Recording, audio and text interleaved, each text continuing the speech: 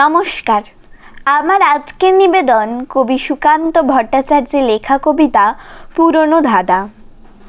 বলতে পারো বড় মানুষ মোটর কেন চড়বে, গরিব কেন সেই মোটরের তলায় চাপা পড়বে? বড় মানুষ ভোজের পাতে ফেলে লুচি মিষ্টি, গরিবরা পায় খোলাম কুচি, এ কি অনাসৃষ্টি? বলতে পারো ধনীর বাড়ি তৈরি যারা করছে, কুড়ে ঘরেই তারা কেন মাছির মতো মরছে?